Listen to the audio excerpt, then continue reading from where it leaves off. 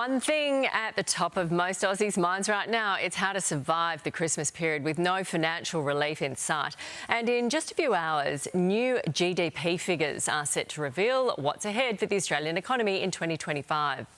Data from the September quarter is expected to show historically slow growth as more households struggle to manage high inflation and high interest rates. To break things down, I'm joined by behavioural economist Evan Lucas, who's in Melbourne live. Good morning to you. GDP. We hear lots of these stats and figures. What on earth is GDP and why should we care about it if we're sitting in our lounge rooms this morning?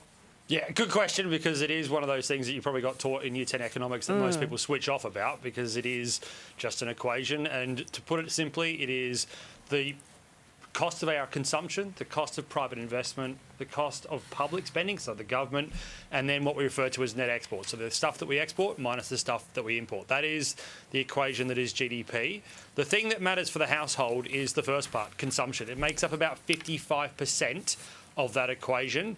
And this quarter, and when we talk about the GDP figures today, it happened 65 days ago. We are talking about what happened to the end of September.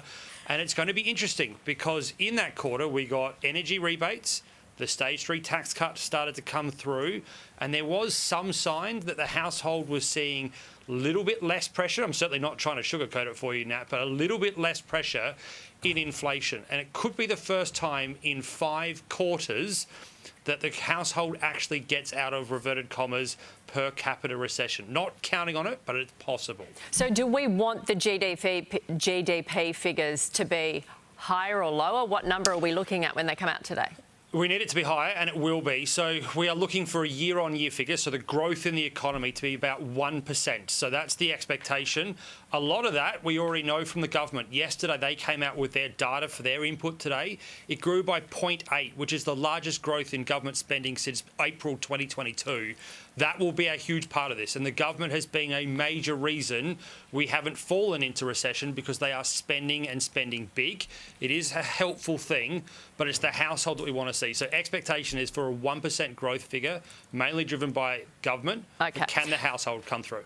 Okay. Well, just quickly, will the RBA look at that and increase and reduce interest rates? So the RBA will look at that and go, we're still going okay. Low growth, but okay. Not enough to cut rates. Okay, we'll talk to you soon. Thanks, Evan. Here's Sheva.